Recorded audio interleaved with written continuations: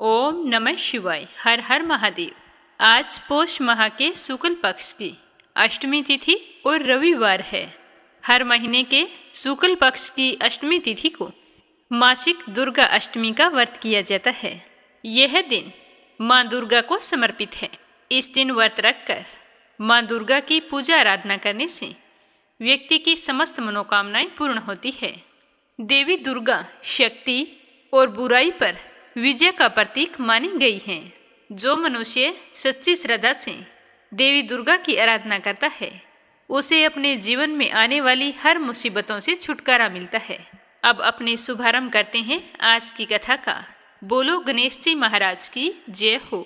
एक समय की बात है कि भगवान श्री हरि विष्णु का विवाह लक्ष्मी जी के साथ तय हो गया। विवाह की तैयारियां जोरों शोरों से होने लगी। सभी देवी देवताओं को निमंत्रण पत्र भेजे गए, परंतु गणेश जी को निमंत्रण नहीं दिया गया। इस तरह निमंत्रण पत्र देते और शादी की तैयारियां करते करते शादी वाला दिन आ गया। बारात जाने का समय हो गया। सभी देवता अपनी पत्नियों के साथ विवाह में उपस्थित हुए तो उन सब ने देखा कि गणेश जी कहीं पर दिखाई नहीं दे रहे हैं। तो वे सारे के सारे आपस में चर्चा करने लगे कि क्या बात है, गणेश जी को न्योता नहीं दिया या फिर गणेश जी आए नहीं हैं। सभी को यह जानकर बड़ी ही हैरानी हो रही थी।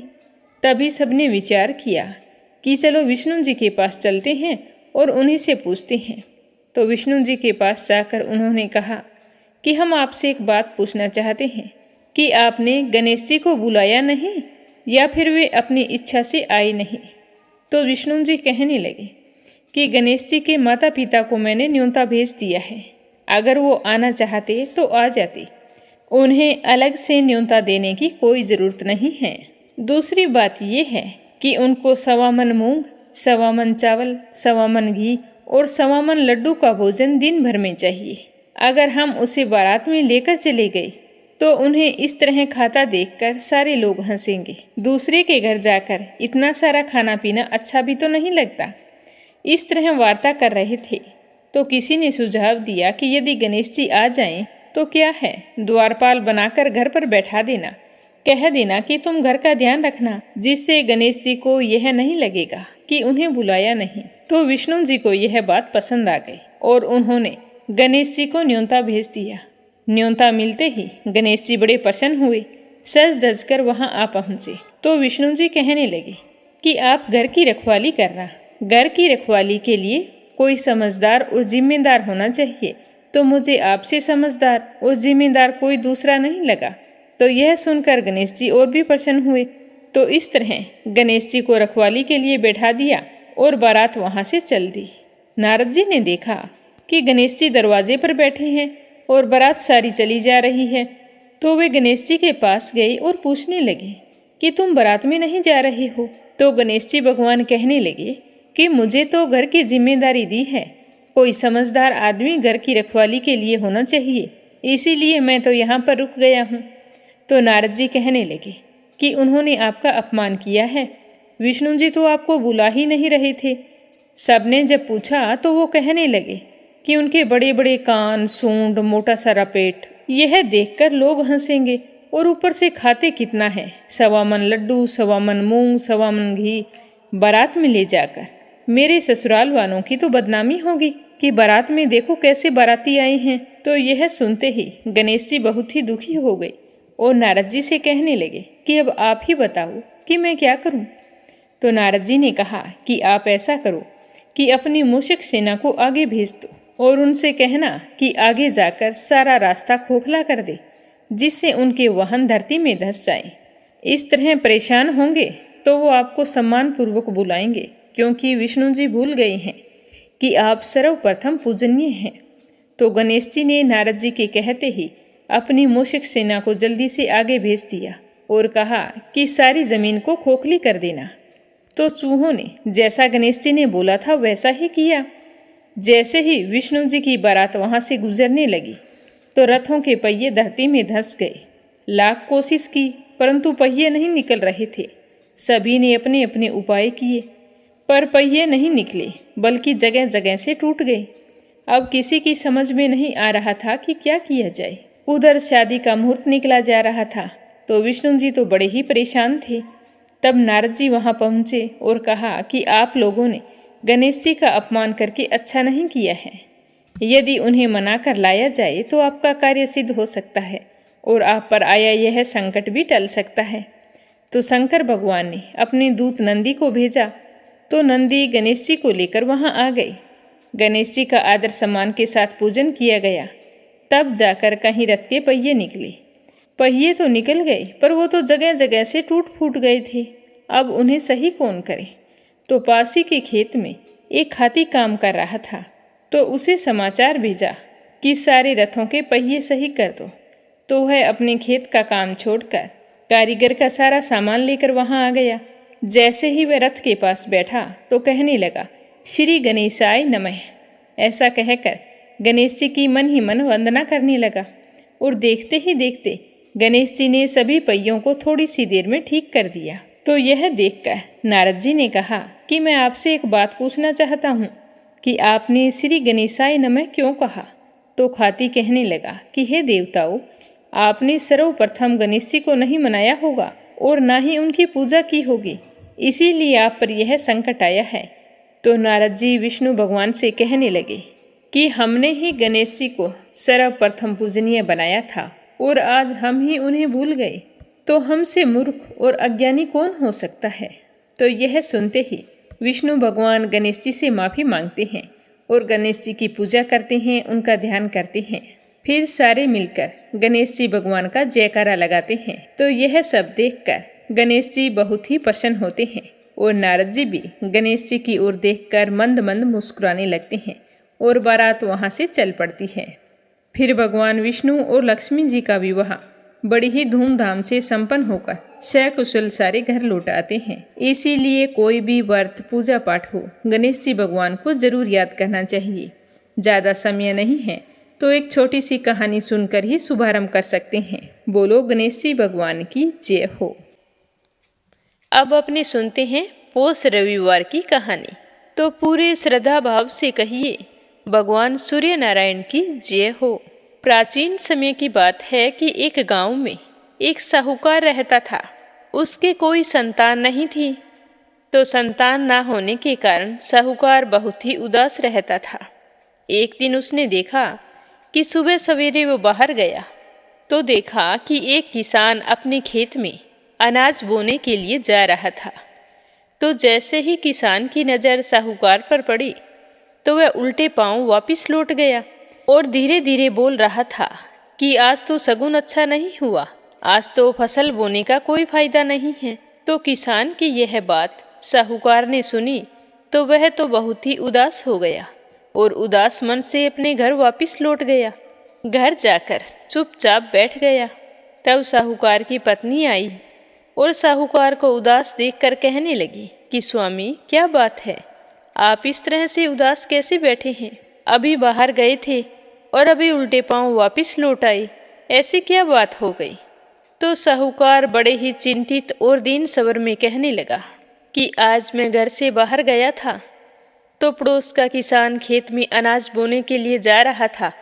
जैसे ही उसकी नज़र मुझ पर पड़ी तो वह तो वापस लौट गया। यह कहता गया कि आज तो शगुन अच्छा नहीं हुआ। तो मैं तो यही बात सुनकर उदास हो गया हूँ। सोच रहा हूँ कि अगर मेरी संतान नहीं है तो इसमें मेरी क्या गलती है? तो साहूकार की बात सुनकर साहूकारनी कहने लगी कि तुम्हारी बात सत्य है। आज एक सुबह चिड़िया आई थी, वो भी कह रही थी कि यहाँ पर जब बच्चे ही नहीं हैं तो दाना कहाँ से मिलेगा। यह कहकर वो यहाँ से चली गई। तो अपनी पत्नी की बात से चिड़िया की बात सुनकर साहूकार मन ही मन और दुखी हुआ और कहने लगा कि मैं आज ही वन में तपस्या करने के लिए जा रहा हूँ। भगवान को मुझे दर्शन देकर बताना ही होगा कि मेरी गलती क्या है, मैं संतान सुख से वंचित क्यों हूँ। तो इस तरह निश्चय करके वो वन में चला गया। वहाँ जाकर आराधना करने लगा। आराधना करते करते पूरे 12 वर्ष बीत गए, पर भगवान ने दर्शन नहीं दिए। तो उस साहूकार ने खाना पीना छोड़कर एक पैर पर खड़े होकर कठिन से कठिन तपस्या करनी शुरू कर दी। तो यह देखकर लक्ष्मी माता ने भगवान श्री हरि विष्णु से कहा कि हे स्वामी, यह आदमी कितनी कठिन तपस्या कर रहा है और आप इसे कुछ भी फल प्रदान नहीं कर रहे हैं। तो लक्ष्मी जी की बात सुनकर विष्णु जी कहने लगे कि इसके भाग्य में संतान का सुख नहीं है। तो लक्ष्मी माता ने कहा कि स्वामी, इसकी भक्ति तो देखो, कितना कठोर तप कर रहा है, किसके भाग्य में क्या है और क्या नहीं है। अगर यही सब कुछ होता रहा तो हमें इस दुनिया में कौन मानेगा, क्योंकि व्यक्ति की सच्ची भक्ति ही असंभव को संभव बना सकती है। अगर आज आपने इसकी मनोकामना पूर्ण नहीं की तो हमें कौन मानेगा और कौन हमारी पूजा पाठ करेगा। तो लक्ष्मी माता के इस तरह कहने पर भगवान विष्णु ने एक साधु का रूप धारण किया और साहूकार के सामने वन में चले गए और वहां जाकर साहूकार से कहा कि बेटा, तुम इस निर्जन वन में क्या कर रहे हो? तुम्हारी दशा देखकर तो मुझे लग रहा है कि तुम कितने ही सालों से यहाँ पर हो। अपने शरीर को इस तरह से कष्ट क्यों दे रहे हो? तो साधु बाबा की बात सुनकर साहूकार ने हाथ जोड़कर कहा कि हे साधु बाबा, आपसे कुछ भी अज्ञात नहीं है, आप तो सब कुछ जानने वाले हैं। आप मेरी समस्या का समाधान कीजिए। मेरे कोई संतान नहीं है। संतान न होने के कारण मैं तो अपसुगनी हो गया हूँ।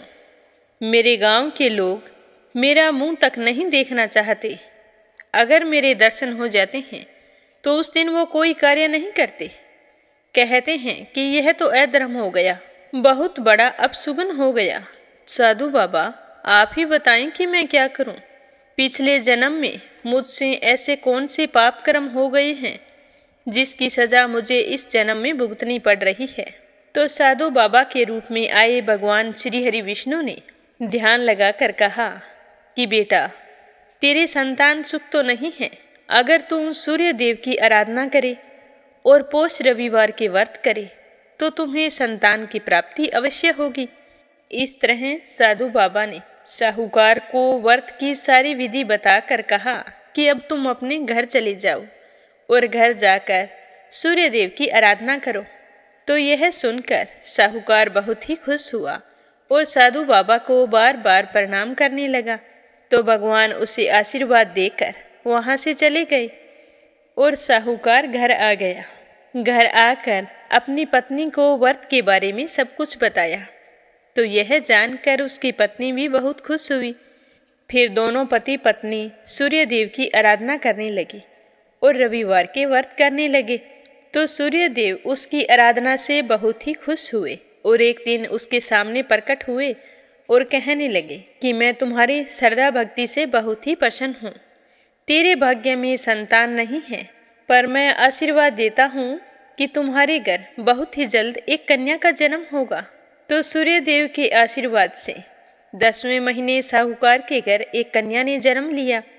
कन्या का जन्म हुआ तो उन दोनों की देखभाल के लिए एक औरत आती। ये हमारे पहले के समय में परंपरा थी कि नहलाने के लिए और मालिश करने के लिए एक औरत रखी जाती थी, जो नामकरण संस्कार होने तक उनकी देखभाल वही किया करती थी। तो जैसे ही वो मालिश वाली औरत उस कन्या के मालिश करने लगी, कन्या एकदम से हंसी तो उसके मुख से हीरे मोती गिरने लगे। तो यह देखकर वो बहुत ही हैरान हुई और सारे हीरे मोती इकट्ठे करके अपने घर ले गई। उसने साहूकार और उसकी पत्नी को हीरे मोती के बारे में कुछ नहीं बताया। 1 महीने बाद में उस कन्या का नामकरण संस्कार हुआ। उसके बाद साहूकारनी ने उस औरत का आना बंद कर दिया, पर उसने हीरे मोती की बात फिर भी नहीं बताई और फिर वह मालिश करने के लिए नहीं आई। दूसरे दिन जब साहूकारनी अपनी बेटी को स्नान करवा रही थी तो उसकी बेटी हंसने लगी और उसके मुख से हीरे मोती गिरने लगे। तो यह देखकर साहूकारनी बड़ी ही हैरान थी। वो सोचने लगी कि भगवान ने हमें इतनी भाग्यशाली कन्या दी है, पर मालिश वाली ने कभी भी इस बात का जिक्र नहीं किया। अब उस कन्या के मुख से गिरे हीरे मोती साहूकार को मिलने लगे, जिससे साहूकार के घर बहुत सारी धन दौलत हो गई। साहूकार की कन्या बहुत ही सुंदर और गुणवान थी। समय के साथ बड़ी हो गई, लेकिन आज भी उसकी पहली हंसी के साथ उसके मुख से हीरे मोती गिरते थे। साहूकारनी ने हीरे मोतियों के बारे में साहूकार को कुछ नहीं बताया था। साहूकार की बेटी नियम से पोष रविवार के व्रत किया करती थी। तो एक दिन साहूकार ने अपनी पत्नी से कहा कि हमारी कन्या विवाह योग्य हो गई है, अब हमें इसका विवाह कर देना चाहिए। तो साहूकारनी कहने लगी कि आप इसका विवाह तो चाहे कर दो, पर मैं तो उठते ही इसका ही मुंह देखती हूँ, ये तो मेरा नियम है। इसके जन्म लेने के बाद में एक भी दिन मैंने अपना नियम नहीं छोड़ा है, तो बाद में मैं अपना नियम धर्म कैसे निभाऊंगी। तो साहूकार ने कहा कि ऐसा कैसे हो सकता है, बेटी का विवाह तो करना ही पड़ेगा।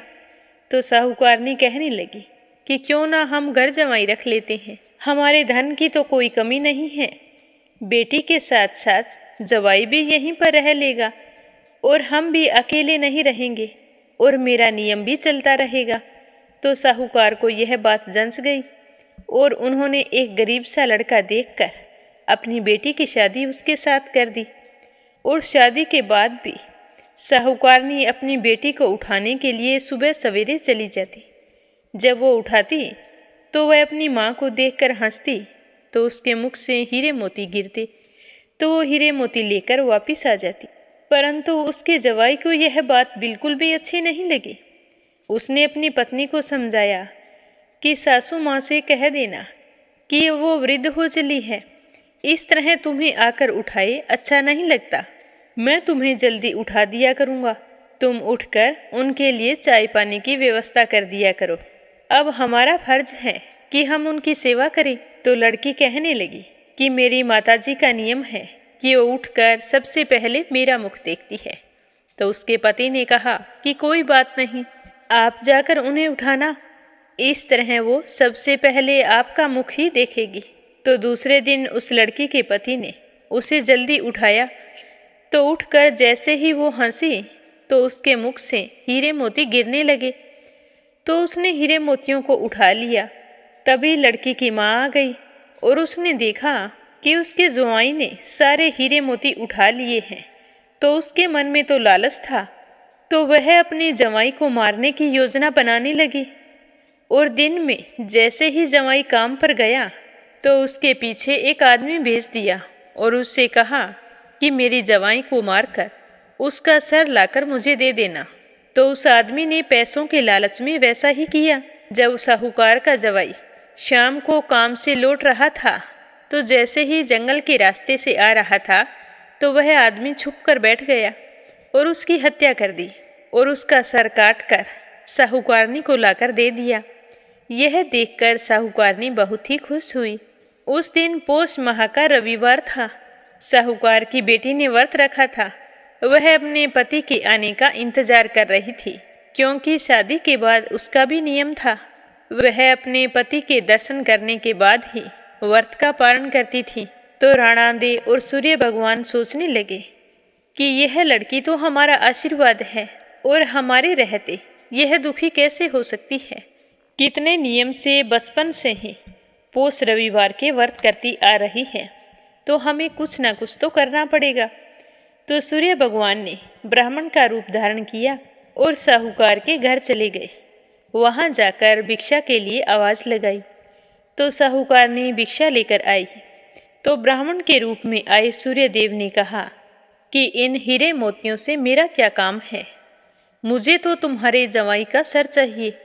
तो यह सुनकर साहूकारनी तो सकते में आ गई और सोचने लगी कि इस ब्राह्मण को क्या पता कि मैंने अपने जवाई को मरवा दिया है। तो वह चुपचाप जाकर अंदर से अपने जवाई का सर लेकर आई और ब्राह्मण की भिक्षा की झोली में डाल दिया।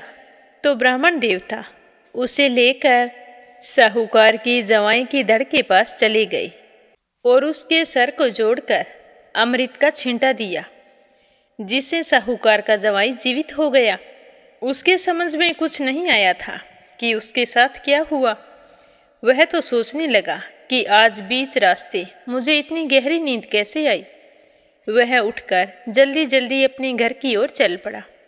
जब वो घर पहुंचा तो साहूकार की बेटी अपने पति का इंतजार कर रही थी। उसे आया देखकर वो कहने लगी कि आपको पता नहीं है क्या कि आज मेरा सूर्य देव का व्रत है। सूर्य अस्त होने के बाद में भोजन नहीं कर सकती। आपको सब कुछ पता था, फिर भी आपने आने में इतनी देरी कैसे कर दी? तो उसने अपनी पत्नी की बात सुनकर कहा कि हे प्रिय, मुझे कुछ भी पता नहीं है। मैं तो काम पर से लौट रहा था, तब मुझे रास्ते में एक आदमी मिला और जैसे ही वो मुझे मारने के लिए उद्यत हुआ, उसके बाद मैं बेहोश हो गया और फिर मुझे कुछ भी पता नहीं है। यह कहकर उसने हीरे मोती वाली बात अपनी पत्नी को बताई कि तुम्हारी माँ के मन में हीरे मोतियों का लालच है। उनका कोई नियम धर्म नहीं है कि वो उठकर सबसे पहले तुम्हारा मुख देखे। मेरा तो यहाँ पर मन बेचैन हो रहा है। मैं यहाँ पर नहीं रहना चाहता। अगर तुम मेरे साथ चलो तो हम अपने घर रहते हैं। मेरे यहाँ तुम्हारे जितना धन तो नहीं है, फिर भी मैं तुम्हें किसी तरह का कष्ट नहीं आने दूंगा। तो उसकी पत्नी कहने लगी कि जैसा आप उचित समझे, जहाँ आप जाएंगे मैं आपके साथ चलने को तैयार हूँ। तो सुबह होते ही साहूकार की बेटी ने अपने पिताजी से कहा कि पिताजी, मैं अपने पति के साथ उनके घर जाना चाहती हूँ। जब भी तुम्हें जरूरत होगी तो हम आते जाते रहेंगे। तो साहूकार अपनी बेटी के मुख से धर्म और संस्कार की बातें सुनकर बहुत ही खुश हुआ और आशीर्वाद देते हुए कहा कि बेटा, तुम जाओ, जहाँ भी रहो खुश रहो और अपने पति की सेवा करो। तभी उसकी माँ आई। उसे अपने किए पर बड़ा ही पछतावा हो रहा था। वह हाथ जोड़कर अपने जवाई से कहने लगी कि बेटा, मुझसे गलती हो गई, मुझे माफ कर दो। मैंने धन के लालच में यह अपराध किया था, पर मेरी बेटी के सतीत्व ने आज मेरी आंखें खोल दी है। तो सास की बात सुनकर उसके जवाई ने कहा कि कोई बात नहीं माँ जी, मुझे भी तो अपना घर संभालना है। मेरे घर पर भी मेरी बूढ़ी माँ है, मैं उन्हें भी अकेला नहीं छोड़ सकता। जब तुम्हें कोई काम हो तो मुझे संदेशा कर देना, मैं आता जाता रहूँगा। यह कहकर दोनों पति पत्नी वहाँ से चले गए। लड़की की माँ चुपचाप पश्चाताप के आंसू बहा रही थी और साहूकार के आज भी समझ में नहीं आया कि यह सब कुछ क्या हो रहा है। फिर दोनों पति पत्नी ससुराल में सुखपूर्वक रहने लगे। साहूकार की बेटी अपनी सास की खूब सेवा किया करती थी और वहाँ भी वो पौष माह के रविवार के व्रत विधि विधान से करती थी, जिससे उनके घर में सुख समृद्धि हो गई और समय के साथ एक बहुत ही सुंदर पुत्र ने जन्म लिया। ऐसी संस्कारी बहू पाकर उसकी सास तो धन्य हो गई। हे सूरज भगवान, जैसी कृपा अपनी बेटी पर की वैसी सब पर करना। जो भी रविवार के व्रत रखकर आपकी इस कथा को सुने सुनाए या हुंकारे भरे, उसकी सारी मनोकामना पूर्ण करना। प्रेम से बोलो सूरज भगवान की जय हो। अब अपने सुनते हैं माँ दुर्गा के परम भक्त की कहानी। बोलो माँ दुर्गा की जय हो। एक गांव में एक सेठ जी की सोने चांदी के गहनों की दुकान थी। उस सेठ जी के दो बेटे थे। बड़ा बेटा सेठ जी के साथ काम में हाथ बटाता था और वहीं छोटा बेटा माँ भगवती का बहुत बड़ा भगत था। वह बिल्कुल सीधे स्वभाव का था।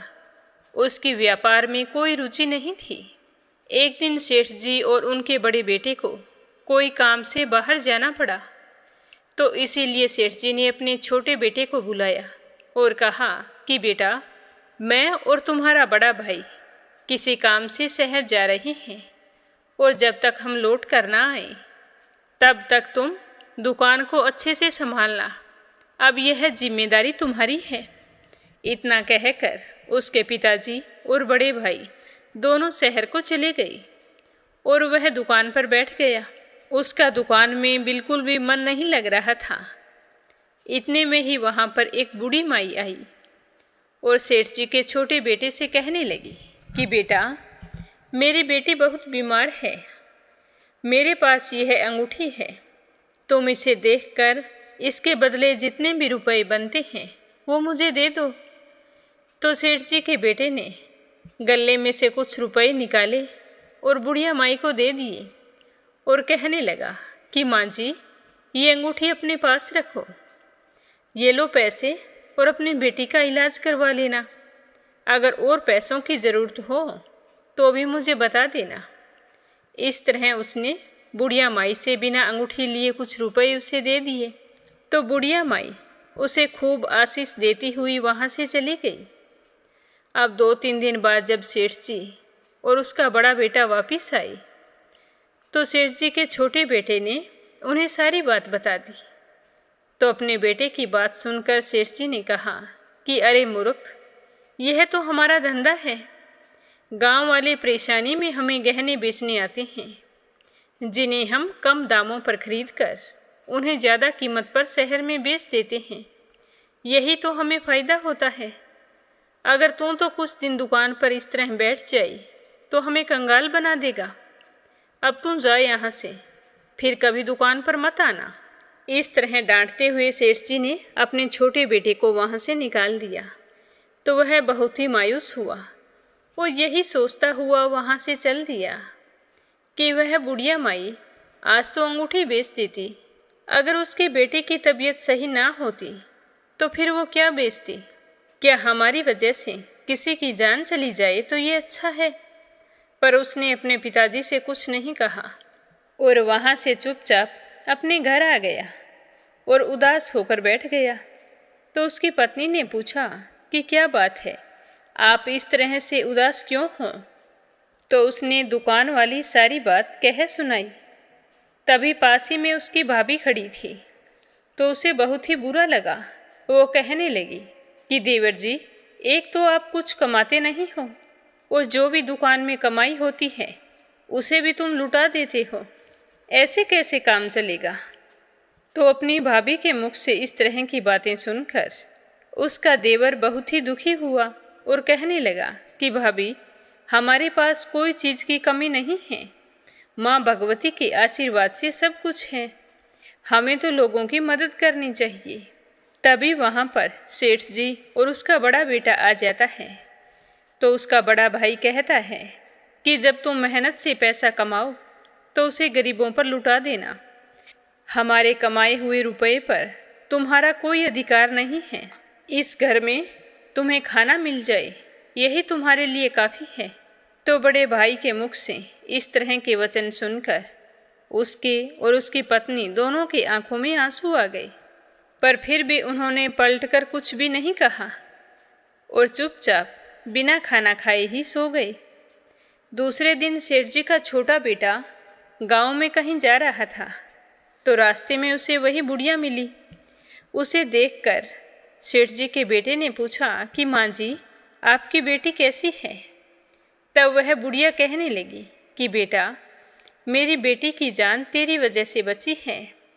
यह कहते हुए बुढ़िया माई ने कहा कि बेटा, मेरी मदद करने के कारण तुम्हें काफ़ी कुछ सुनना पड़ा था। तो सेठ जी का बेटा कहने लगा कि माँ जी, यह सब आपको कैसे पता? तो बुढ़िया माई ने कहा कि मुझे सब पता है। इसी कारण तो तेरे पिता और तेरे भाई ने तुझे दुकान से हटा दिया है। मैं वहाँ पर गई थी, तब उन दोनों ने ही मुझे बताया था। पर बेटा, तुम चिंता मत कर, इस तरह से उदास मत हो। कल से नवरात्रि शुरू हो रहे हैं। तुम दोनों पति पत्नी माँ दुर्गा के व्रत और पूजा पाठ शुरू करो। साथ ही दुर्गा सप्तशती का पाठ भी करना। इसके पूरे होते ही तुम्हारे सारे बिगड़े काम बन जाएंगे और तुम्हारे घर वाले तुम्हें फिर से चाहने लगेंगे। तो यह सुनकर सेठ जी का छोटा बेटा बहुत ही खुश हुआ। बूढ़ी माई के चरण स्पर्श करके उनका आशीर्वाद लेकर घर आ गया। घर आकर उसने अपनी पत्नी को सारी बात बताई। तो दोनों पति पत्नी ने दूसरे दिन से ही नवरात्रि के व्रत करने शुरू कर दिए। बिना अन्न ग्रहण किए माँ दुर्गा की पूजा आराधना करते, भजन कीर्तन करते, दुर्गा सप्तशती का पाठ करते। तो एक दिन दोनों पति पत्नी मंदिर में बैठकर दुर्गा सप्तशती का पाठ कर रहे थे। तभी वहाँ पर एक छोटी सी कन्या आई और वो कहने लगी कि क्या आप मुझे जानते हैं?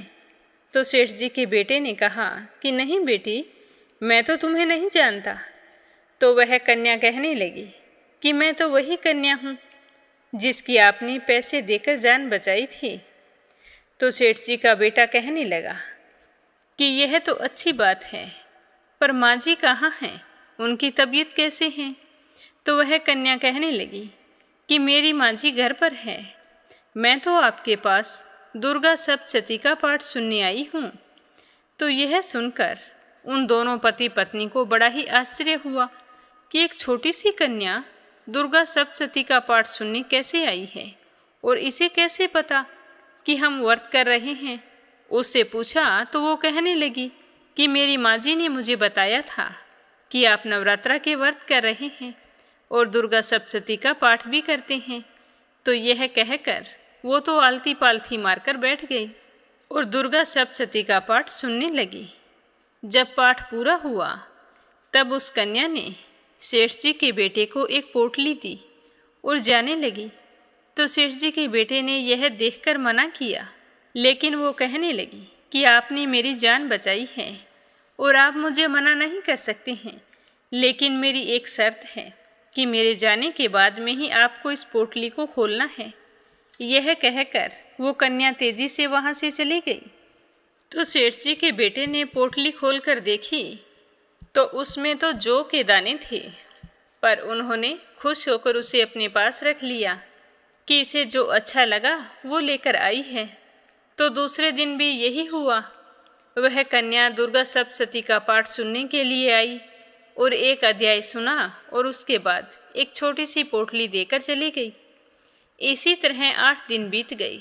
वह कन्या रोजाना सही समय पर आ जाती और पूरी श्रद्धा से दुर्गा सप्तशती का पाठ सुनती और जाते समय पोटली देकर चली जाती।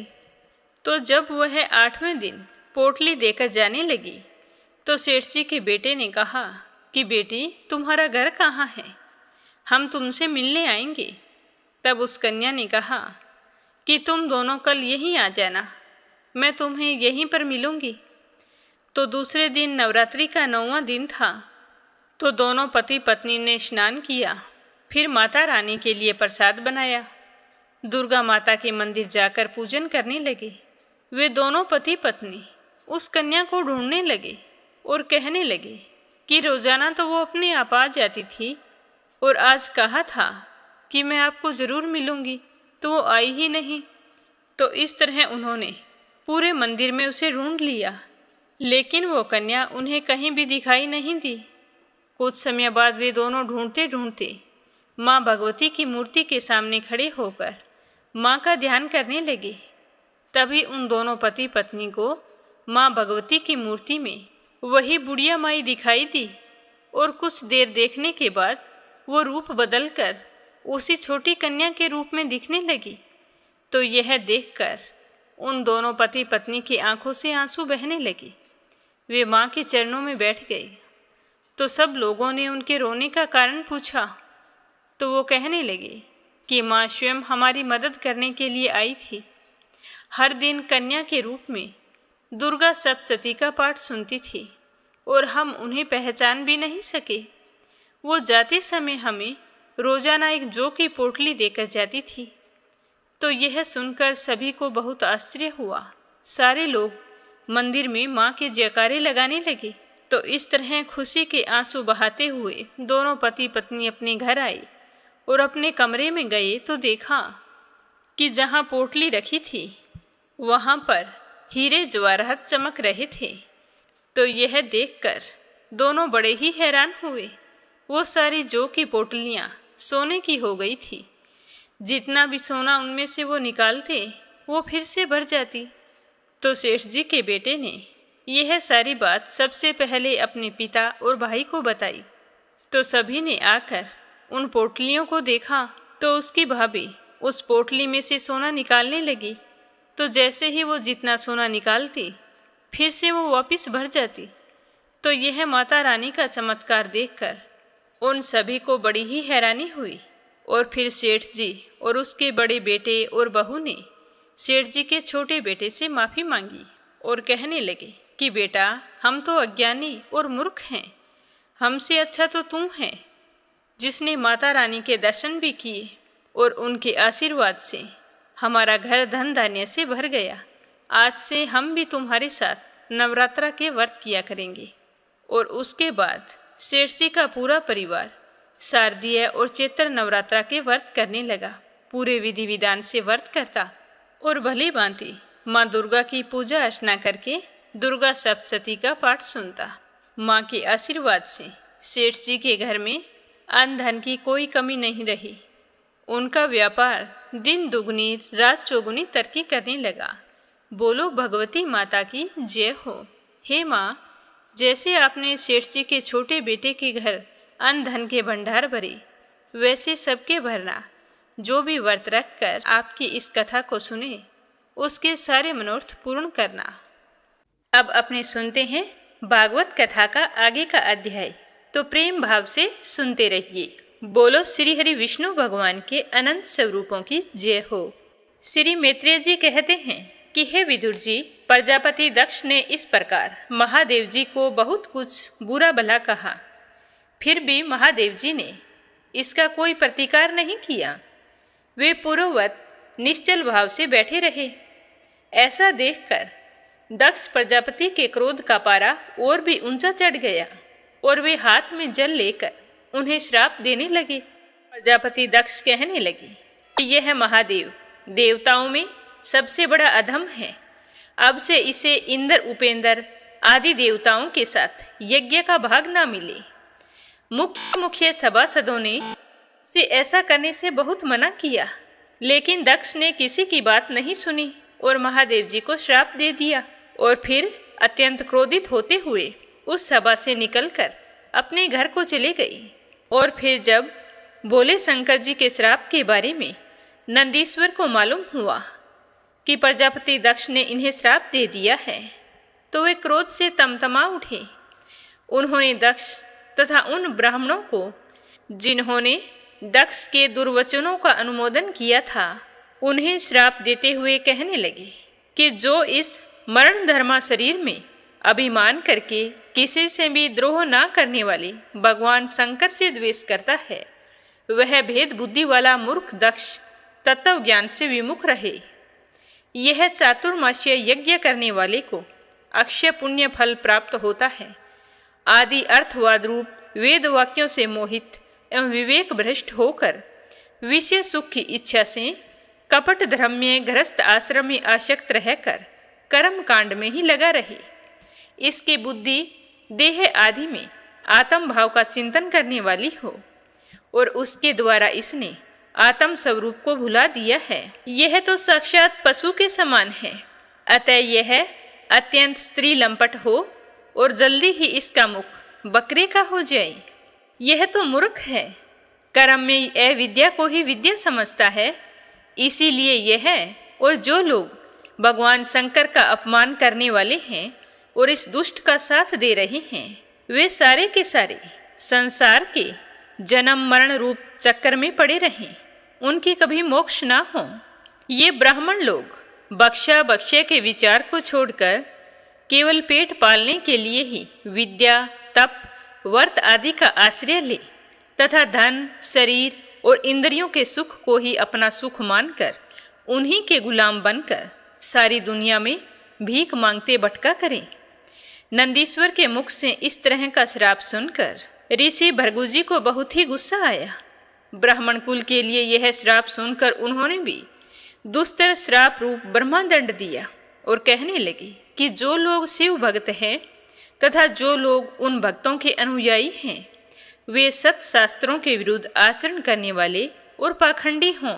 जो लोग सोच आचार विहीन, मंद बुद्धि तथा जटा, राख और हड्डियों को धारण करने वाले हैं, वे ही शैव संप्रदाय में दीक्षित हों, जिसमें सूरा और आसव ही देवताओं के समान आदरणीय हैं। तुम लोग जो धर्म मर्यादा के संस्थापक एवं वर्णाश्रमियों के रक्षक वेद और ब्राह्मणों की निंदा करते हो, इससे तो मालूम होता है कि तुमने पाखंड का आश्रय ले रखा है। यह वेद मार्ग ही लोगों के लिए कल्याणकारी और सनातन मार्ग है। पूर्व पुरुष इसी पर चलते आए हैं और इसके मूल साक्षात श्री हरि विष्णु भगवान हैं। तुम लोग सत्पुरुषों के परम पवित्र और सनातन मार्ग स्वरूप वेद की निंदा कर रहे हो। इसीलिए तुम उस पाखंड मार्ग में जाओ जिसमें भूतों के सरदार तुम्हारे इष्ट देव निवास करते हैं।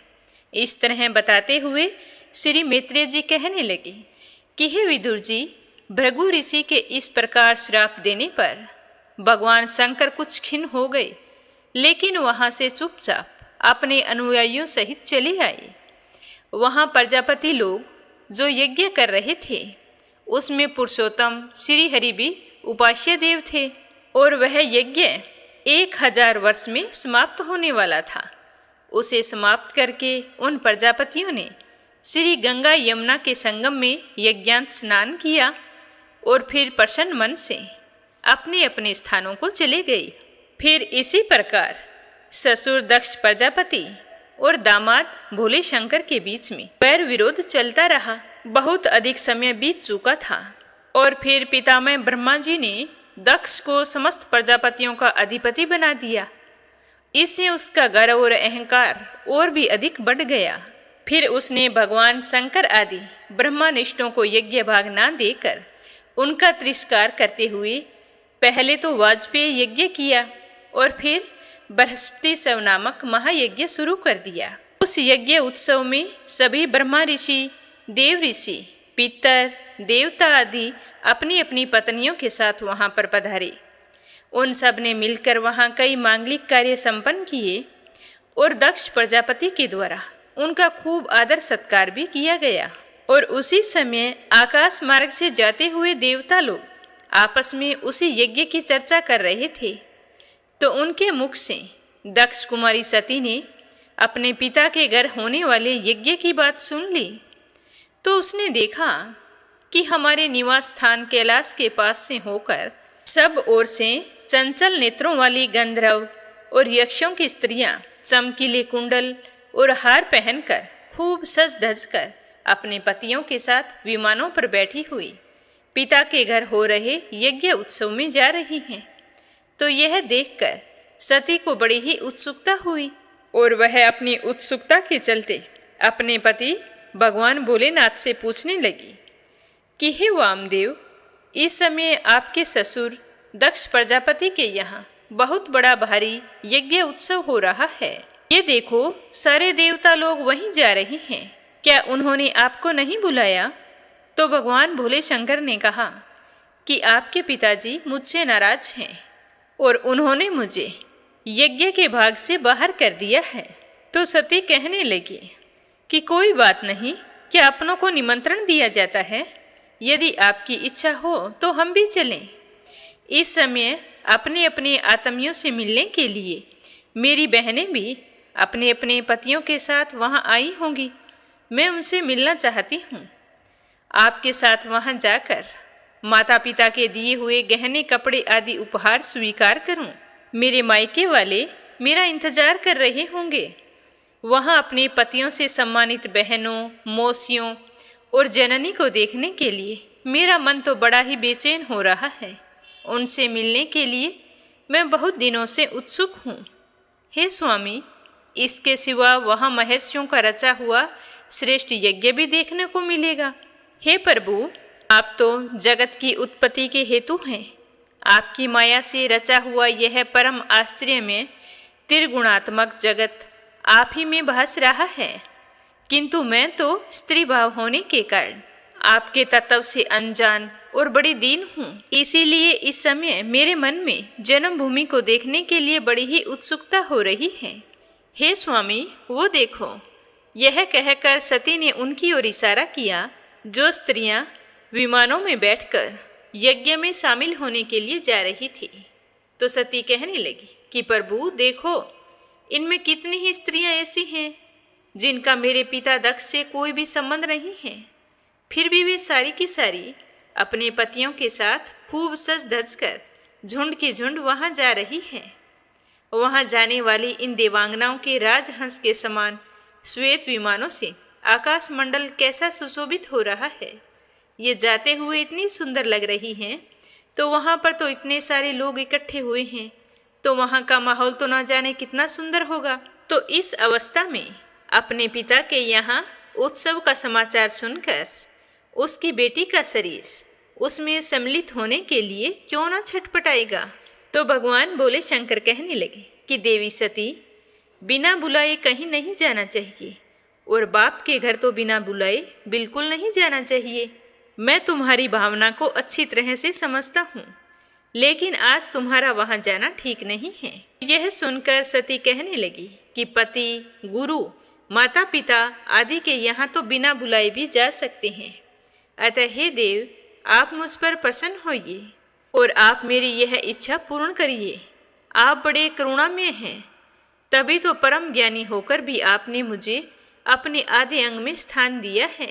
मैं बहुत ही दीन होकर आपसे विनती कर रही हूँ, आप मेरी यह मनोकामना पूर्ण कीजिए। इस प्रकार बताते हुए श्री मैत्रेय जी कहने लगे कि अपनी प्रिय सती जी के इस प्रकार प्रार्थना करने पर आत्मियों का प्रिय करने वाले भगवान शंकर को दक्ष प्रजापति के उन मर्म भेदी दुर्वचन बाणों का स्मरण हो आया जो उन्होंने समस्त प्रजापतियों के सामने कहे थे। तब वे हंसकर कहने लगे कि हे सुंदरी, तुमने ये जो कुछ कहा है कि अपने बंधुजनों के यहाँ बिना बुलाए भी जा सकते हैं, तो तुम्हारी बात तो ठीक है, किंतु ऐसा तभी करना चाहिए जब उनकी दृष्टि अतिशय प्रबल देह अभिमान से उत्पन्न हुए मद और क्रोध के कारण द्वेष दोष से युक्त न हो। विद्या, तप, धन, सुदृढ़ शरीर, युवावस्था और उच्च कुल, ये 6 सत्पुरुषों के गुण हैं, परंतु नीच पुरुषों में ये गुण ही अवगुण हो जाते हैं, क्योंकि इनसे उनका अभिमान बढ़ जाता है, दृष्टि दोष युक्त हो जाती है एवं विवेक और शक्ति नष्ट हो जाती है। इसी कारण वे महापुरुषों का प्रभाव नहीं देख पाते। इसी से जो अपने यहाँ आए हुए पुरुषों को कुटिल बुद्धि से नाक मुँह चढ़ाकर रोष भरी दृष्टि से देखते हैं, उन लोगों के यहाँ ऐसा समझकर कभी नहीं जाना चाहिए कि ये हमारे बांधव हैं, ये हमारे अपने हैं, हम इनके बुलावे का इंतजार क्यों करें। ऐसा समझने की भूल कदापि नहीं करनी चाहिए। हे देवी, दुश्मनों के बाणों से बिंध जाने पर भी ऐसी व्यथा नहीं होती जैसे कि अपने कुटिल बुद्धि सज्जनों के कुटिल वचनों से होती है, क्योंकि बाणों से शरीर छिन्न भिन्न हो जाने पर जैसे तैसे निंद्रा तो आ जाती है, लेकिन कुवाक्यों से मर्म स्थान बिंध जाने पर मनुष्य का हृदय हर समय पीड़ा देता है, जिससे वह दिन और रात बेचैन रहने लगता है, उसे कभी सुकून नहीं मिलता। रह रह कर वे बाणों के समान वचन बींधते रहते हैं। देवी सती, अवश्य ही मैं यह जानता हूँ, तुमने परम उन्नति को प्राप्त हुए दक्ष प्रजापति को अपनी कन्याओं में सबसे अधिक प्रिय हो, तथापि मेरी आश्रिता होने के कारण तुम्हें अपने पिता से मान नहीं मिलेगा, क्योंकि वे मुझसे बहुत ही ईर्ष्या रखते हैं। जीव की चित्तवृत्ति के साक्षी अहंकार शून्य महापुरुषों की समृद्धि को देखकर जिसके हृदय में संताप और इंद्रियों में व्यथा होती है, वह पुरुष उनके पद को तो सुगमता से प्राप्त नहीं कर सकता। बस दैत्यगण जैसे श्रीहरि से द्वेष मानते हैं और वैसे ही उनसे कुढ़ता रहता है। तो यह सुनकर देवी सती कहने लगी कि हे स्वामी, आपने प्रजापतियों की सभा में मेरे पिताश्री का आदर क्यों नहीं किया। तो सती की बात सुनकर भगवान भोलेनाथ कहने लगे, ये सम्मुख जाना, नम्रता दिखाना, प्रणाम करना आदि क्रियाएं जो लोक व्यवहार में परस्पर की जाती है, तत्व ज्ञानियों के द्वारा बहुत अच्छे ढंग से की जाती है। वे अंतर्यामी रूप से सबके अंतःकरणों में स्थित परम पुरुष वासुदेव को ही प्रणाम आदि करते हैं, देह अभिमानी पुरुष को नहीं करते हैं। विशुद्ध अंतःकरण का नाम ही वसुदेव है, क्योंकि उसी में भगवान वासुदेव का अप्रोक्ष अनुभव होता है। उस शुद्ध चित्त में स्थित इंद्रियातीत भगवान वासुदेव को ही मैं नमस्कार किया करता हूँ। इसीलिए हे प्रिय, जिसने प्रजापतियों के यज्ञ में मेरे द्वारा कोई अपराध न होने पर भी मेरा कटु वाक्यों से तिरस्कार किया था, वही दक्ष तुम्हारे शरीर को उत्पन्न करने वाला पिता है। पर पिता होने के बाद भी तुम्हें मेरा शत्रु होने के कारण उससे तथा उसके अनुयायियों को देखने का विचार भी नहीं करना चाहिए। यदि तुम मेरी बात ना मानकर वहाँ जाओगी तो तुम्हारे लिए यह अच्छा नहीं होगा, क्योंकि जब किसी प्रतिष्ठित व्यक्ति का अपने आत्मीय जनों के द्वारा अपमान होता है तो वह उसे सहन नहीं कर पाता। और वह तत्काल ही उसकी मृत्यु का कारण बन जाता है। अतः हे प्रिय, तुम वहां जाने का विचार त्याग दो और मेरी बात मान लो। तुम्हारे पिता और तुम्हारे भाई बहनोई माता तुम्हारा वहां पर कोई भी स्वागत सत्कार नहीं करेंगे और तुम ये बात सहन नहीं कर पाओगी। तो इससे आगे क्या हुआ यह अपने सुनेंगे कल की कथा में। प्रेम भाव से सुनने के लिए आप सभी का बहुत बहुत धन्यवाद। भगवान श्री हरि के आशीर्वाद से आपकी सारी मनोकामनाएं पूर्ण हो। बोलो विष्णु भगवान की जय हो। अब अपने सुनते हैं भगवान के परम भक्त महाराजा शिवी की कहानी। इस कहानी को आप श्रद्धा भाव से पूरा सुनना। राजा शिवी बड़े ही परोपकारी और धर्मात्मा थे। परम दानवीर राजा के द्वार से कभी भी कोई खाली हाथ नहीं जाता था। प्राणियों के प्रति राजा शिवी का बड़ा ही स्नेह था। उनके राज्य में हमेशा सुख शांति और स्नेह का वातावरण बना रहता था। ईश्वर भक्त राजा शिवी की चर्चा स्वर्ग लोक तक होती थी। देवताओं के मुख से राजा शिवी की इस प्रसिद्धि के बारे में सुनकर इंद्र और अग्नि को विश्वास नहीं होता था। अतः उन्होंने शिवी की परीक्षा लेने की ठानी और एक युक्ति निकाली। अग्नि ने कबूतर का रूप धारण किया और इंद्र ने एक बाज का रूप धारण किया। दोनों उड़ते उड़ते राजा शिवी के राज्य में पहुंच गए। उस समय राजा शिवी एक धार्मिक यज्ञ का अनुष्ठान कर रहे थे। तो वह कबूतर उड़ता हुआ राजा शिवी की गोद में आ गिरा और मनुष्य की भाषा में बोला कि हे राजन, मैं आपकी शरण में आया हूँ, मेरी रक्षा कीजिए। तो थोड़ी ही देर में कबूतर के पीछे पीछे बाज भी वहां पर आ पहुंचा और कहने लगा कि राजन, निसंदेह आप धर्मात्मा और परोपकारी राजा हैं। आप कृत घन को धन से, झूठ को सत्य से, निर्दयी को क्षमा से और क्रूर को साधुता से जीत लेते हैं। इसीलिए आपका कोई शत्रु नहीं है। आप अज्ञात शत्रु नाम से प्रसिद्ध हैं। आप अपकार करने वाले का भी हमेशा उपकार करते हैं। आप दोष खोजने वालों में भी गुण खोजते हैं। ऐसे महान होकर आप यह क्या कर रहे हैं? मैं क्षुब्धता से व्याकुल होकर भोजन की तलाश में भटक रहा था। तभी संयोग से मुझे यह पक्षी मिला है। आप इसे शरण दे रहे हैं। यह तो आप अधर्म कर रहे हैं। कृपया करके यह कबूतर मुझे दे दीजिए, यह मेरा भोजन है। तो इतने में कबूतर बोला कि हे राजन, शरणार्थी की प्राण रक्षा करना आपका धर्म है। अतः आप बाज की बात पर कभी भी भरोसा मत कीजिए। यह दुष्ट बाज मुझे मार डालेगा। तो दोनों की बात सुनकर राजा शिवी बाज से बोले कि हे बाज, यह कबूतर तुम्हारे भय से भयभीत होकर मेरी शरण में आया है। अतः यह मेरा शरणार्थी है। मैं अपनी शरण में आए हुए शरणार्थी का त्याग कैसे कर सकता हूँ? जो मनुष्य भय, लोभ, ईर्ष्या, लज्जा या द्वेष से शरणागत की रक्षा नहीं करते, उसे त्याग देते हैं, उन्हें ब्रह्म हत्या के समान पाप लगता है। सभी जीवों को अपने प्राण प्रिय होते हैं। समर्थ और बुद्धिमान मनुष्यों को चाहिए कि असमर्थ व मृत्यु भय से भयभीत जीवों की रक्षा करें। अतः हे बाज, मृत्यु के भय से भयभीत यह कबूतर मैं तुम्हें नहीं दे सकता। इसके बदले में तुम जो चाहो खाने के लिए मांग सकते हो। मैं तुम्हें वह अभीष्ट वस्तु देने के लिए तैयार हूँ। तो बाज कहने लगा कि हे राजन, मैं तो क्षुधा से पीड़ित हूँ। आप तो जानते ही हो कि भोजन से ही जीव उत्पन्न होता है, पलता बढ़ता है। यदि मैं भूख से मरता हूँ तो मेरे बच्चे भी मर जाएंगे। आप एक कबूतर को बचाने से कई जीवों के प्राण जाने की संभावना है। हे राजन, आप ऐसे कैसे धर्म का अनुसरण कर रहे हैं जो अधर्म को जन्म देने वाला है? बुद्धिमान मनुष्य उसी धर्म का अनुसरण करते हैं जो दूसरे धर्म का हनन ना करे। आप अपने विवेक के तराजू से तोलिए, फिर आपका धर्म क्या कहता है वह मुझे बतलाइए। तो राजा शिवी कहने लगे कि हे बाज, भय से व्याकुल हुए शरणार्थी की रक्षा करने से बढ़कर कोई धर्म नहीं है। जो मनुष्य दया और करुणा से द्रवित होकर जीवों को अभय दान देता है, वह देह के छूटने पर भी सभी प्रकार के भय से मुक्त हो जाता है।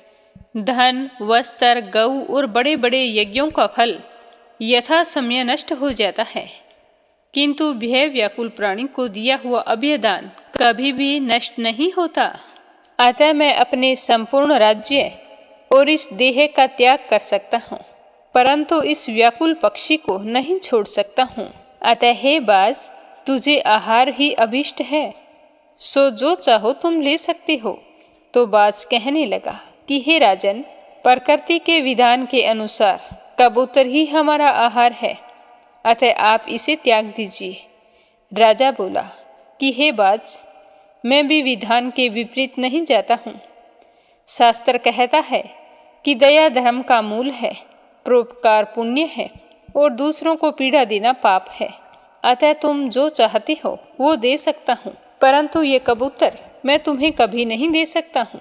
तो बाज कहने लगा कि ठीक है राजन, यदि आपका इस कबूतर के प्रति इतना ही प्रेम है तो मुझे ठीक इसके बराबर तोल कर अपना मांस दे दीजिए, जिससे मैं अपनी भूख शांत कर सकूं। मुझे इससे अधिक और कुछ नहीं चाहिए। तो प्रसन्न होते हुए राजा शिवी ने कहा कि हे बाज, तुम जितना चाहो उतना मांस देने के लिए मैं तैयार हूँ। यदि यह क्षण भंगुर देह धर्म के काम ना आ सके तो इसका होना व्यर्थ है। यह कहकर राजा ने तराजू मंगवाया, उसके एक पलड़े में कबूतर बिठा दिया और दूसरे पलड़े में वह अपना मांस काट कर रखने लगे। लेकिन कबूतर का पलड़ा जैसे का तैसे ही था, वो तो अपने स्थान से नहीं हिला। तो अंत में मांस डालते डालते राजा शिवी स्वयं उस पलड़े में बैठ गए और बोले कि हे बाज, ये लो, तुम्हारा आहार तुम्हारे सामने बैठा है, अब ज़्यादा देरी मत करो। इतने में आकाश से फूलों की वर्षा होने लगी, मृदंग बजने लगे। स्वयं भगवान अपने भक्त के इस अपूर्व त्याग को देखकर प्रसन्न हो गए। यह देखकर राजा शिवी हैरान होते हुए सोचने लगे कि इस सब का कारण क्या हो सकता है।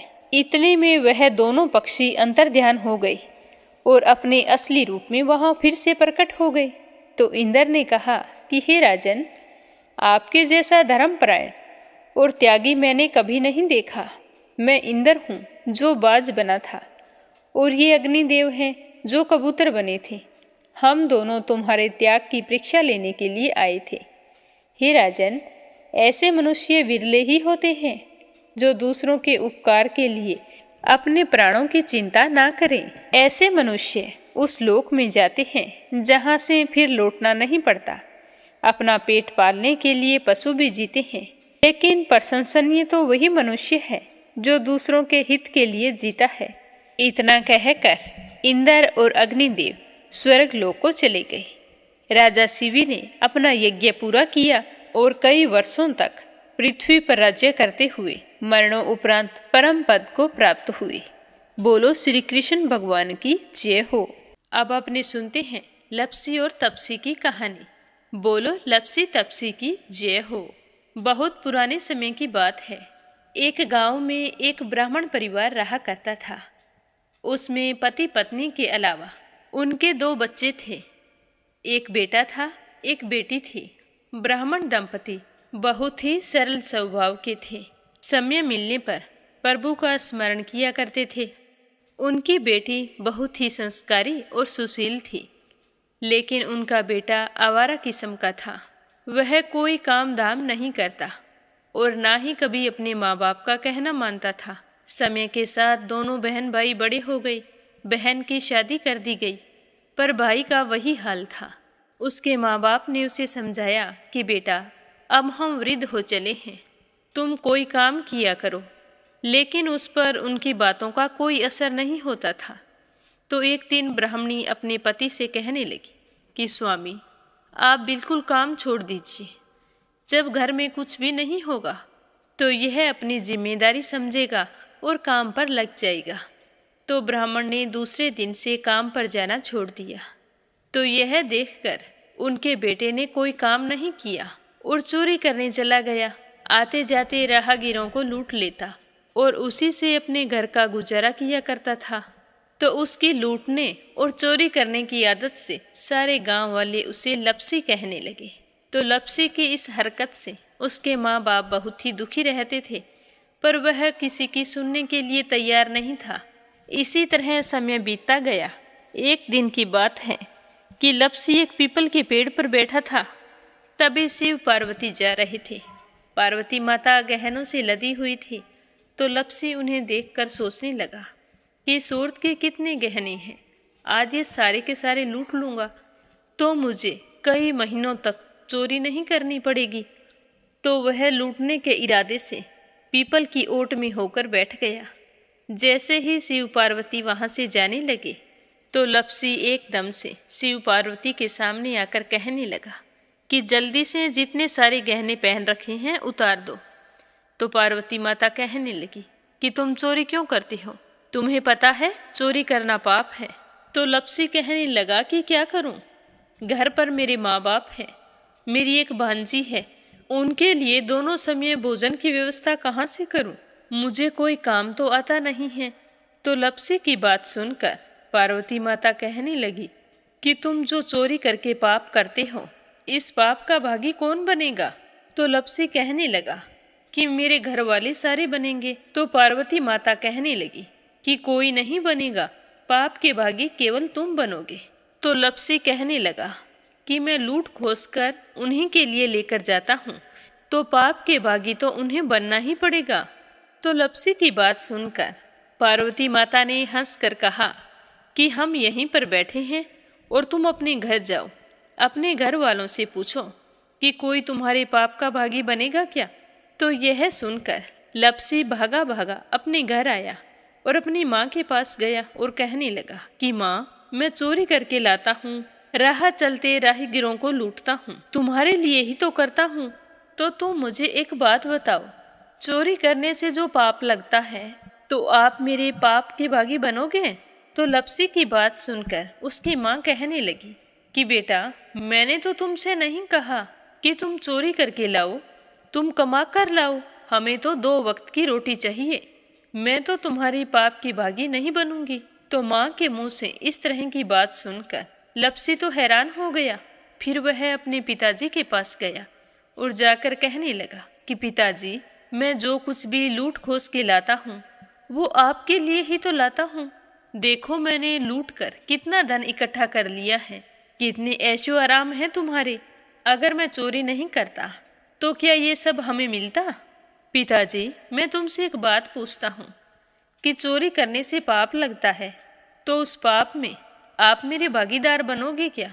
तो लप्सी की बात सुनकर उसके पिताजी कहने लगे कि बेटा, मैंने नहीं कहा कि तुम चोरी करके लाओ, तुम कमा कर लाओ, मैं तुम्हारे पाप का भागी नहीं बनूंगा।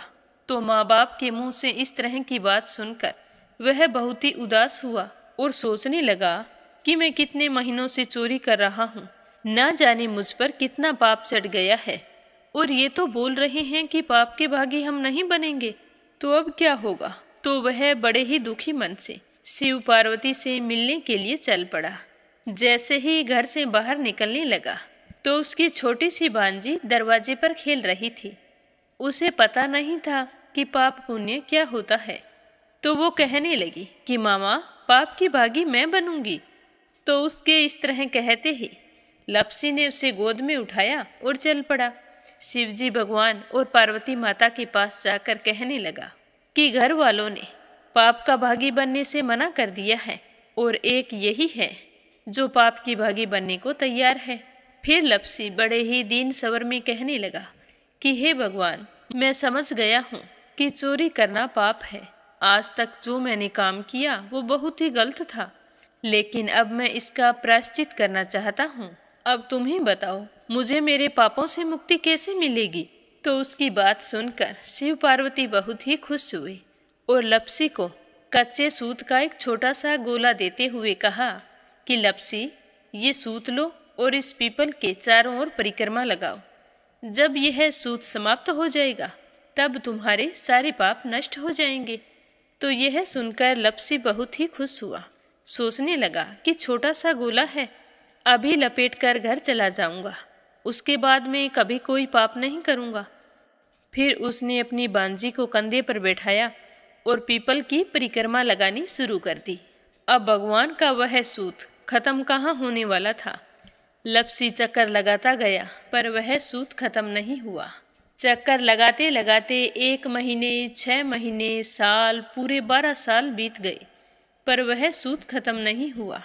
12 साल बाद एक बार फिर शिव पार्वती जी वहाँ से गुजर रहे थे तो पार्वती माता ने कहा कि स्वामी चलो लपसी को चलकर देखते हैं। तो शिवजी कहने लगे, वो चोरी करने वाला, लूटने वाला कब का चला गया होगा। तो पार्वती माता कहने लगी कि नहीं स्वामी, चलकर देखने में क्या जाता है, चलो एक बार देखते हैं। तो शिव पार्वती जी जैसे ही पीपल वृक्ष के पास आए तो देखा कि लपसी तो अब भी चक्कर लगा रहा है। वहाँ चारों ओर गहरी खाई हो गई है और लपसी की बड़ी बड़ी दाढ़ी, मूंछें, नाखून बढ़ गए हैं। तो यह देखकर पार्वती माता ने कहा कि देखो स्वामी, आप तो कह रहे थे कि वो कब का ही चला गया, देखो इसके मन में सच्ची भक्ति है। तो पार्वती की बात सुनकर शिवजी ने कहा कि चलो अभी देख लेता हूँ। तो यह कहकर शिवजी ने एक सोने का कड़ा लपसी के आगे फेंक दिया। तो लपसी ने झट से उसके ऊपर पैर कर लिया। फिर अचानक से उसका ध्यान शिव पार्वती जी की ओर गया तो वो हाथ जोड़कर कहने लगा कि भगवान, अब तो मेरे पाप समाप्त हो गए होंगे, आप मुझे यहाँ से जाने की आज्ञा दीजिए। आपका यह सूत अभी तक खत्म नहीं हुआ है। तो शिवजी भगवान ने कहा कि तुम्हारे पाप कर्म भी अभी तक पूरे नहीं हुए हैं। तो शिवजी की बात सुनकर लपसी कहने लगा कि भगवान, मुझे पूरे 12 वर्ष हो गए हैं आपकी भक्ति करते करते, और अब भी आप मुझ पर शक कर रहे हैं। तो शिवजी ने कहा कि अपना पैर उठाओ।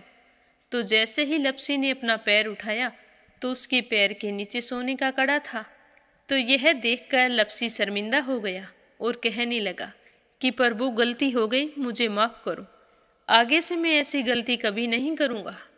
तो शिवजी कहने लगे कि नहीं लपसी, तुम्हारा पाप ऐसे पूरा नहीं हो सकता। अब तुम्हें 12 वर्ष तक और इसी तरह परिक्रमा करनी होगी, उसी के बाद तुम्हारे पाप समाप्त होंगे। यह कहकर शिव पार्वती वहाँ से चले गए और वह फिर से पीपल के पेड़ की परिक्रमा करता रहा। करते करते 12 साल बीत गए। 12 साल बाद में शिव पार्वती जी वहाँ पर आए तो उन्होंने देखा कि आज भी वो वहीं पर चक्कर लगा रहा है। तो शिवजी ने फिर उसके सामने सोने की अंगूठी फेंकी पर उसने कोई ध्यान नहीं दिया।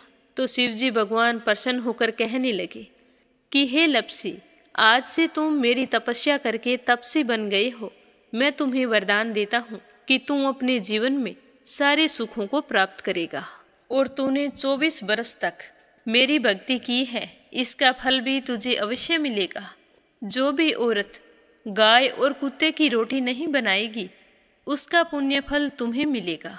आंगन लीप कर दहलीज नहीं लीपेगी तो उसका पुण्य फल भी तुझे ही मिलेगा। अगर हमारे घर की बहन बेटी को हम सूट, तीवल या साड़ी भेंट स्वरूप देते हैं तो साथ में मोली का धागा और कुछ रुपये नहीं देंगे तो उसका पुण्य फल भी तुम्हें ही मिलेगा। अगर कोई दिए से दिया जलाएगा तो उसका पुण्य फल भी तुम्हें ही मिलेगा। अगर व्रत और पूजा पाठ में सारी कहानी सुन ले और तुम्हारी कहानी ना सुने तो उसका पुण्य फल भी तुम्हें ही मिलेगा। कहा जाता है कि तभी से सुबह पहली रोटी गाय की और सुबह की अंतिम रोटी छोटी बनाई जाती है और शाम को अंतिम रोटी बड़ी बनाई जाती है जो कुत्ते की होती है। और दिए से दिया भी नहीं जलाया जाता। और घर की बहन बेटियों को सूट और तीवल के साथ भेंट स्वरूप कुछ रुपए भी जरूर दिए जाते हैं। और उसी दिन से हर व्रत कथा के बाद में लपसी तपसी की कहानी जरूर सुनी जाती है। और कथा समाप्त होने पर कहा जाता है कि लपसी का फल लपसी को मिले, तपसी का फल तपसी को मिले। हमारी पूजा पाठ का, हमारे व्रत का और हमारी कहानी का पुण्य फल हमें मिले। बोलो लपसी तपसी की जय हो। तो ये थी लपसी और तपसी की कहानी। लपसी तपसी 2 भाई नहीं थे। लपसी और तपसी एक ही आदमी का नाम था। लूट कर लाता था, इसीलिए उसे लपसी के नाम से पुकारते थे। और फिर भगवान की तपस्या करने के कारण उसे तपसी के नाम से जाना जाने लगा। बोलो लपसी तपसी की जय हो।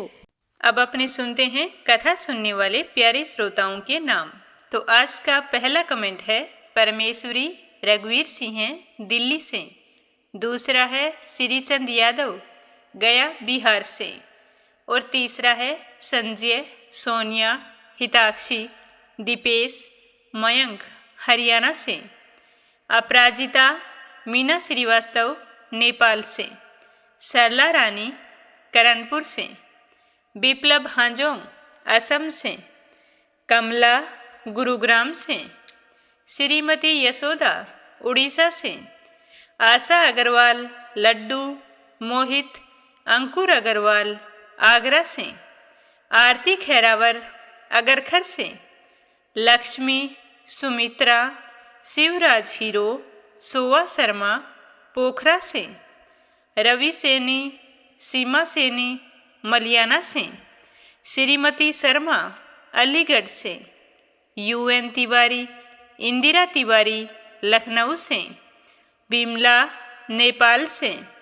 नर बहादुर पाल, भागीरथी पाल नेपाल से। रजनी बड़ोला उत्तराखंड से। संगीता अग्रवाल, कमला देवी अग्रवाल दुलिया महाराष्ट्र से।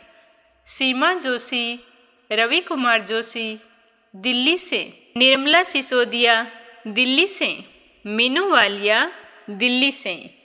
संजीव कंसल, कविता कंसल, हितेश कंसल, आरुष कंसल, रानी कंसल मुजफ्फरनगर से। श्यामवती, सुषमा, विष्णु, कार्तिक, पूर्वी, रुपेश, गोरी, शिवम हरियाणा से। पूनम यादव करेली से। चंद्रकांता दिल्ली से। राधा रोहिला दिल्ली से। उषा शर्मा राजस्थान से। मोनिका नागर तिगांव से। सुनीता गोस्वामी, गीता गोस्वामी, पीहू गोस्वामी मेरठ से। सुनीता रानी मेरठ से। सविता शामली से। वंदना वर्मा इंदौर से। बीना देविका, कनिका वाशने अलीगढ़ से। सरोज अग्रवाल जबलपुर से। सुदेश नागपाल करनाल से। मीरा अग्रवाल बंगाल से। शीला सिन्हा, मीरा श्रीवास्तव, ममता श्रीवास्तव, माला छम्मा मनोज जौनपुर से। इंदिरा रावत, मोहित रावत पलवल से। रुक्मणी शर्मा अंबाला से।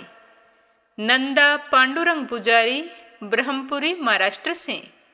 सुदेश शर्मा, बीके शर्मा लुधियाना से। निशा द्विवेदी कानपुर से। कमला देवी भीलवाड़ा से। सुनीता गोयल उत्तराखंड से। ममता अरोड़ा देवास से। नीलम जायसवाल हैदराबाद से। शशि, तिलक, गोपाल, बिंधन चंदर, मनोज सिंह, विनीत सिंह कोलकाता से।